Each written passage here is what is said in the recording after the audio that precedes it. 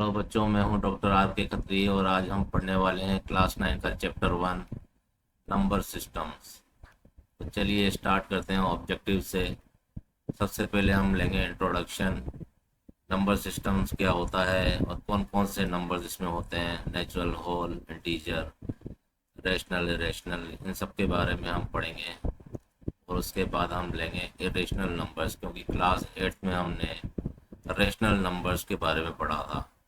तो इस बार हम इरेशनल नंबर्स के बारे में भी पढ़ेंगे उसके साथ, और रियल नंबर्स के बारे में जानेंगे। उसके बाद हम देखते हैं रेशनल और इरेशनल नंबर को कैसे पता करते हैं कि वो रेशनल है या इरेशनल है।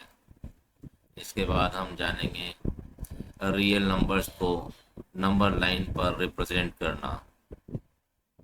उसके बाद हम देखेंगे कि डेसिमल एक्सपांशन किसी भी रियल नंबर का कैसे होता है। इसके बाद हम देखेंगे कि किसी भी रेशनल नंबर को डेसिमल नंबर में कैसे हम एक्सप्रेस कर सकते हैं। उसके बाद हम रियल नंबर्स पर ऑपरेशंस देखेंगे। और सबसे लास्ट में रियल नंबर्स के एक्सपोनेंट्स के लॉज के बारे में हम जानेंगे। तो चलिए स्टार्ट करते हैं टाइप्स ऑफ नंबर्स से। जैसा कि हम जानते हैं कि natural number, whole number, integer, rational, irrational और रियल टाइप के 6 टाइप ऑफ नंबर्स होते हैं। नेचुरल नंबर्स वो होते हैं जो 1 से इन्फिनिटी होते हैं। होल नंबर 0 से इन्फिनिटी होते हैं। इंटीजर प्लस माइनस दोनों साइड होते हैं। रैशनल नंबर रेशो की फॉर्म में होते हैं या डेसिमल की फॉर्म में होते हैं, ये प्लस माइनस दोनों हो सकते हैं। इरेशनल नंबर जो होते हैं वो रूट वाले नंबर होते हैं, जिसके बारे में एक्सटेंसिवली आज हम इस क्लास में देखेंगे। और रियल नंबर इन सभी 5 टाइप के नंबर्स का कॉम्बिनेशन होता है। तो चलिए अब देखते हैं नंबर्स। 2 टाइप के होते हैं, रियल नंबर्स जिसके बारे में हम अभी पढ़ने वाले हैं, और इमेजिनरी नंबर्स जो कि रूट के अंदर माइनस वाले होते हैं। इसको हम क्लास 11th में पढ़ेंगे। रियल नंबर्स 2 टाइप के होते हैं, इरेशनल और रेशनल। रेशनल को हम क्लास 8 में कवर कर चुके हैं, इरेशनल को अभी क्लास 9th में कवर करेंगे। रेशनल नंबर 2 टाइप के होते हैं, या तो वो फ्रैक्शंस होते हैं या फिर वो इंटीजर होते हैं। फ्रैक्शंस में डेसिमल्स भी आ जाते हैं। अब इंटीजर भी 2 टाइप के होते हैं, या तो पॉजिटिव होते हैं या नेगेटिव होते हैं। पॉजिटिव टाइप वाले जो नंबर्स होते हैं उनको होल नंबर्स भी कहते हैं, जिसमें कि 0 और नेचुरल नंबर 1 टू इन्फिनिटी होते हैं। चलिए जानते हैं इरेशनल नंबर्स क्या होते हैं। इनको हम पी बाई क्यू फॉर्म में नहीं लिख सकते हैं, क्योंकि इरेशनल नंबर को पी बाई क्यू फॉर्म में हम लिख पाते थे, इनको नहीं लिख पाते हैं। इनके एग्जाम्पल हैं कोई भी रूट वाला नंबर, जैसे कि रूट 5 या -√3, √2, √3। पाई जिसकी वैल्यू डेसिमल्स में होती है और नॉन टर्मिनेटिंग नंबर होता है, ये 3.1416 इसकी स्टैंडर्ड वैल्यू है। अदरवाइज इसकी एग्जैक्ट वैल्यू कोई भी आज तक पता नहीं कर पाया है। यूलर नंबर जो कि 2.718 के इक्वल होता है, और गोल्डन रेशियो जो 1.618 के इक्वल होता है। रेशनल और इरेशनल के बीच में अगर हम कोई भी ऑपरेशन करेंगे, एडिशन, सब्ट्रैक्शन, मल्टीप्लिकेशन, डिवीजन का, तो हमें इरेशनल नंबर ही प्राप्त होता है, जैसे कि 2 + √2, 2√2। यहाँ पर कुछ रैशनल नंबर दिए हुए हैं, कुछ वैल्यूज़ दी हुई है स्टैंडर्ड, जिनको आप देख सकते हैं। और पहली जो 2 है उनको आप याद भी कर सकते हैं, क्योंकि यही 2 मैक्सिमम काम आती है। चलिए क्विज टाइम देखते हैं। इरेशनल नंबर जैसा कि हम जानते हैं कि पी बाई क्यू फॉर्म में नहीं लिख सकते हैं, जैसे कि √2। लेकिन √2 को हम पी बाई क्यू फॉर्म में यहाँ पर लिख के आपको बताते हैं। √2 को हम √2/1 भी लिख सकते हैं। तो √2 तो एक रेशनल नंबर होना चाहिए, नहीं? क्या √2 एक रेशनल नंबर है? क्योंकि √2/1 की फॉर्म में हम इसको यहाँ पर लिख पा रहे हैं, तो ये भी रेशनल नंबर होना चाहिए था। लेकिन ये रेशनल नंबर है। सोचिए, और इसका जवाब हम अगली स्लाइड्स में देंगे। चलिए अब 2 रेशनल नंबर के बीच में रेशनल नंबर कैसे पता करते हैं वो जानते हैं। 2 रेशनल नंबर के बीच में इनफाइनाइट रेशनल नंबर्स हो सकते हैं। इसका पहला मेथड है बाय मिड वैल्यूज। चलिए एक क्वेश्चन लेते हैं एग्जांपल के तौर पर। Find 3 rational numbers between 2 and 3। 2 and 3 के बीच में 3 रेशनल नंबर्स हमें पता करने हैं। चलिए 2 और 3 को हम लिख देते हैं। इसकी मिड वैल्यू पता करेंगे तो 2 + 3/2 होगी मिड वैल्यू, यानी कि 5/2 एक नंबर आ चुका है। अब इसी मिड वैल्यू के साथ 2 को लेंगे हम, तो हमें मिलेगा 2+5/2/2, यानी कि 9/4 हमें मिलेगा। एक और रेशनल नंबर हमें मिल चुका है। अब मिड वैल्यू के साथ 3 को लेंगे और इसकी मिड वैल्यू निकालेंगे, जो होगी 3+5/2/2। इस तरीके से हमें तीनों नंबर मिल चुके हैं, 9/4, 5/2 और 11/4। तो हमारा आंसर है हमें मिल चुका है। इसी तरीके से 3 से ज़्यादा भी हमें नंबर्स निकालने हो तो मिड वैल्यू और किसी भी दूसरी वैल्यू को हम ले सकते हैं, उनकी मिड वैल्यू निकाल करके नया नंबर प्राप्त कर सकते हैं। चलिए अब दो रेशनल नंबर के बीच में एन रेशनल नंबर्स निकालने का मेथड नंबर 2 देखते हैं, by multiplying n+1 by n+1। यहाँ पर एक क्वेश्चन दिया हुआ है 2 और 3 के बीच में 3 रेशनल नंबर्स निकालने हैं, यानी n = यहाँ पर 3 है। ठीक है, हम 2 और 3 को लिखते हैं यहाँ पर। अब 2 को हम n+1 बाई n+1, यहाँ पर n = 3 है तो 3+1 बाई 3+1 यानी कि 4/4 से मल्टीप्लाई करेंगे, 3 को भी 4/4 से मल्टीप्लाई करेंगे। इस तरीके से हमें जो नंबर्स मिलेंगे वो 8/4 और 12/4 होंगे। अब इन दोनों के बीच में हम क्लियरली बता सकते हैं कि 9/4, 10/4 और 11/4 है, तो ये तीनों रेशनल नंबर हमें प्राप्त हो चुके हैं। चलिए एक और बात देखते हैं कि दो रेशनल नंबर्स के बीच में एन रेशनल नंबर्स निकालने का तीसरा मेथड क्या है, अनलाइक फ्रैक्शंस का। इसको हम एलसीएम से निकालेंगे। मान लीजिए दो अनलाइक फ्रैक्शंस दी हुई है, 2/3 और 3/4। इसके बीच में 4 रेशनल नंबर्स हमें निकालने हैं, तो यहाँ एन की वैल्यू यहाँ 4 है। तो सबसे पहले हम इसको लाइक फ्रैक्शन में कन्वर्ट करेंगे। 3 और 4 का एलसीएम 12 होता है। ठीक है, दोनों नंबर को लिख लेते हैं। तो यहाँ पर 2/3 को हम 4/4 से मल्टीप्लाई करेंगे और 3/4 को 3/3 से मल्टीप्लाई करेंगे। ऐसा करने से दोनों का कॉमन डिनोमिनेटर बन जाएगा, जो कि 8/12 और 9/12 है। अब इन दोनों नंबर्स को हम n+1 बाई n+1 से मल्टीप्लाई करेंगे, यानी कि यहाँ पर n4 है तो n+1 5 है। तो 5/5 से दोनों नंबर्स को मल्टीप्लाई करेंगे, 8/12 को भी 5/5 से मल्टीप्लाई करेंगे और 9/12 को भी 5/5 से मल्टीप्लाई करेंगे। इस तरीके से हमें 40/60 और 45/60 मिल जाएगा। इन दोनों के बीच में हम क्लियरली देख सकते हैं कि 41/60, 42/60, 43/60 और 44/60 चार रेशनल नंबर हमें मिल चुके हैं जो कि पूछा गया था। चलिए अब दो रेशनल नंबर के बीच में इरेशनल नंबर कैसे निकालते हैं इसका पता करते हैं। इसका मेथड नंबर 1 है, कोई भी दो नंबर अगर दिए हों ए और बी तो उसके बीच में एक इरेशनल नंबर होता है √AB। इसी तरह ए और √AB के बीच में इरेशनल नंबर होगा √A √AB। इस तरीके से हम किसी भी एक नंबर को पकड़ेंगे और दूसरे नंबर के साथ मिड वैल्यू निकालते जाएंगे तो हमें अगले इरेशनल नंबर्स मिलते जाएंगे। जैसे कि एग्जांपल दिया हुआ है 2 और 3 के बीच में हमें इरेशनल नंबर निकालने हैं, तो 2 और 3 के बीच में इरेशनल नंबर होगा √6। इसी तरह √6 और 2 के बीच में √2√6 होगा, और √2√6 और 2 के बीच में √2 √6 हमें मिल जाएगा। √6 की वैल्यू हम देख सकते हैं कि 2.449 होती है, जो कि 2 और 3 के बीच में है। इस तरीके से हमें बीच का एक रेशनल नंबर मिल रहा है। इस तरीके से बहुत सारे नंबर हम मिड वैल्यूज और कोई एक नंबर को पकड़ के निकाल सकते हैं। चलिए देखते हैं दो रेशनल नंबर के बीच में इरेशनल नंबर निकालने का मेथड नंबर 2।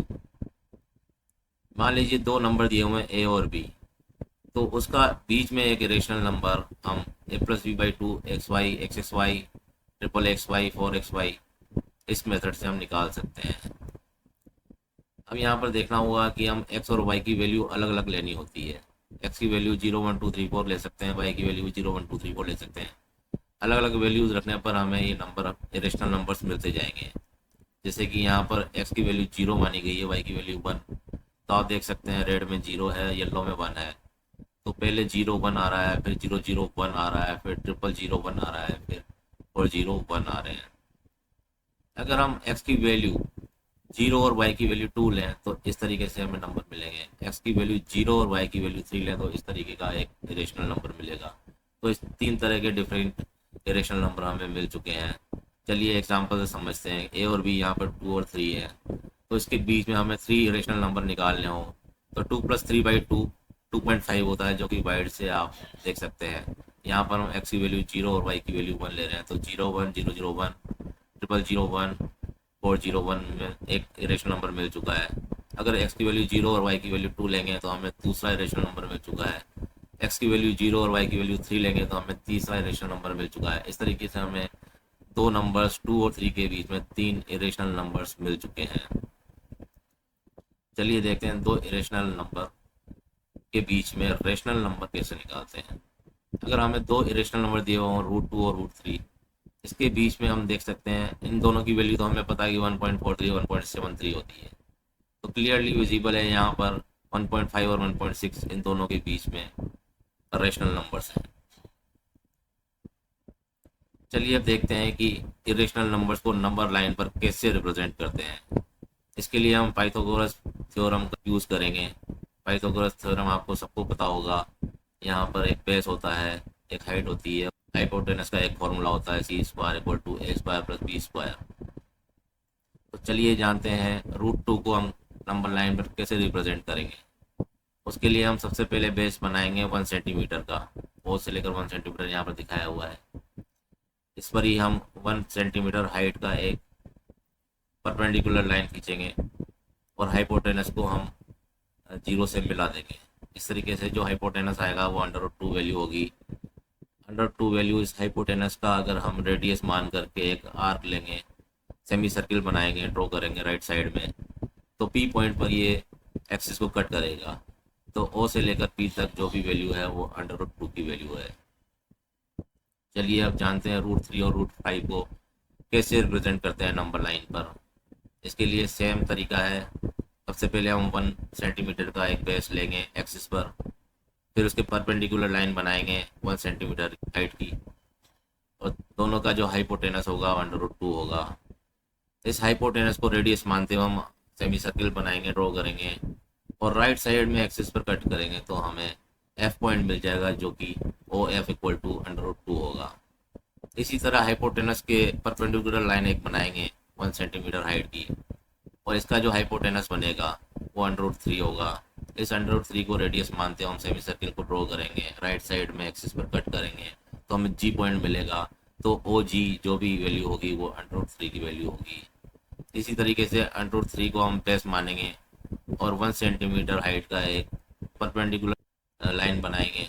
इसका जो हाइपोटेनस मिलेगा वो √4 होगा। √4 हाइपोटेनस को हम रेडियस मानते हुए एक सेमी सर्किल ड्रॉ करेंगे राइट साइड में, एक्सिस पर जहाँ भी वो कट करेगा वो H पॉइंट होगा। तो O से लेकर H जो भी वैल्यू होगी वो √4 यानी कि 2 की वैल्यू होगी। इसी तरीके से √4 को बेस मानते हुए इसके परपेंडिकुलर लाइन बनाएंगे 1 सेंटीमीटर हाइट की, और इसमें जो हमें हाइपोटेनस मिलेगा √5 का मिलेगा। √5 हाइपोटेनस को रेडियस मानते हुए हम सेमी सर्किल ड्रॉ करेंगे और एक्स एक्सिस पर राइट साइड में कट करेंगे, तो वो I पॉइंट पर कट करेगा। तो O से लेकर I तक जो भी वैल्यू है वो √5 की वैल्यू है। तो हम देख सकते हैं कि √2 √3 और √5 को हम नंबर लाइन पर ड्रॉ कर सकते हैं। चलिए एक लास्ट एग्जांपल लेते हैं इरेशनल नंबर को नंबर लाइन पर रिप्रेजेंट करने का। मान लीजिए कोई वैल्यू है √9.3, इसको ड्रॉ करना है नंबर लाइन पर। तो सबसे पहले हमें 9.3 सेंटीमीटर की एक लाइन ड्रॉ करनी होगी। यहाँ आप देख सकते हैं AB 9.3 सेंटीमीटर की एक लाइन है। इसको 1 सेंटीमीटर एक्सटेंड कर देना है। यहाँ पर BC 1 सेंटीमीटर एक्सटेंड किया गया है। अब AC का मिड पॉइंट हमें निकालना है, O पॉइंट आ जाएगा। इस O पॉइंट से हम सेमी सर्किल ड्रॉ करेंगे। अब B पॉइंट से आप परपेंडिकुलर लाइन खींचेंगे। परपेंडिकुलर लाइन जहाँ सेमी सर्किल को कट करेगी वहाँ D पॉइंट आ गया है। इस तरीके से BD हमें 9.3 की वैल्यू मिल चुकी है, लेकिन ये Y एक्सिस पर है, इसको X पर ट्रांसफ़र करना है। तो इसी रेडियस को मानते हुए हम एक सेमी सर्किल ड्रॉ करेंगे और एक राइट साइड में पॉइंट कट करेंगे जो कि E पॉइंट पे कट होगा। इस तरीके से हम देख सकते हैं कि BE हमें 9.3 की वैल्यू मिल चुकी है। चलिए अब देखते हैं डेसिमल नंबर्स क्या होते हैं।